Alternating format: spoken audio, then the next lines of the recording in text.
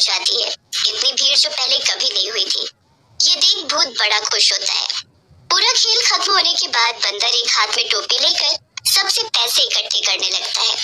सब लोग उस खेल से इतने खुश होते हैं कि उस बंदर की टोपी में ढेर सारे पैसे डालते हैं। बंदर खुश होकर उस भूत के पास जाता है। अरे वाह, इतने सारे पैसे! इससे तो लगता है तेरा और राजू का पूरे महीने का खर्च चल जाएगा। हाँ, सही बोल रहे हो तुम। तो अब कल से हम नहीं आएंगे? आना तो पड़ेगा मेरे दोस्त।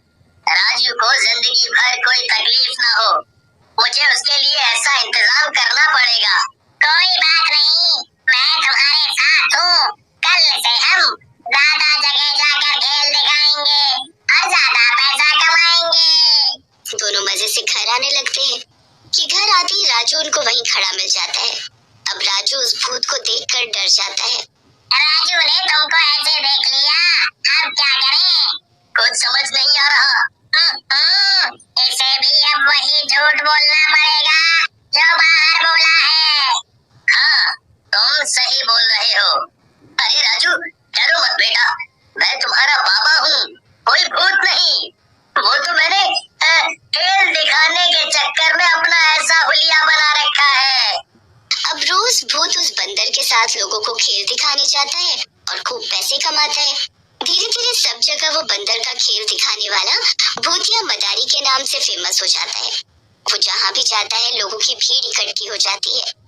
एक दिन तो बंदर और भूतिया मदारी को देखने इतने लोग इकट्ठे हो जाते हैं कि उनको विश्वास ही नहीं होता है। दोनों अच्छे से सबको खेल दिखाते हैं और लोग उनके खेल को खूब पसंद करते हैं। खेल के बाद उनके पास बहुत सारे पैसे इकट्ठे हो जाते हैं। बंदर और भूतिया मदारी दोनों खुशी खुशी घर वापस आते हैं। घर आकर वो देखते हैं कि राजू की नानी मतलब उसकी सास बैठी है। ये देख उसकी हालत बुरी हो जाती है कि अब वो उनसे सच कैसे छुपाएगा। अरे ये भूत कौन है? नानी, डरो मत, ये बाबा है। मैंने आपको बताया था ना कि आजकल वो भूतिया मदारी बनकर खेल दिखाते हैं। आप घबराओ मत माँ, मैं मदन ही हूँ। पर आज आप अचानक कैसे आ गई? बताया भी नहीं। अरे क्या करती, अपनी ही बेटी की मौत के वक्त नहीं आ पाई क्योंकि उसका सुनकर मेरी हालत इतनी खराब हो गई कि डॉक्टर ने चलने को भी मना कर दिया था। अब थोड़ी ठीक हुई तो मुझसे रहा नहीं गया। रात को राजू के सोने के बाद नानी मदन के कमरे में जाती है तो उसके सामने मदन बुरी हालत में मरा पड़ा होता है। नानी इतनी जोर से चिल्लाती है कि इतने में वहाँ मदन का भूत आ जाता है और उनको चुप रहने को कहता है। ये सब क्या है? मुझे कुछ समझ नहीं आ रहा। तुम कौन हो? मदन को ये सब कब? मैं मदन ही हूँ माँ। कुछ दिन पहले मैं इतना बीमार हुआ कि बस मेरी जान बच ही नहीं पाई। राजू की वजह से मैं ये भूतिया मदारी का झूठा नाटक कर रहा हूँ क्योंकि मेरे पास कोई और चारा नहीं है।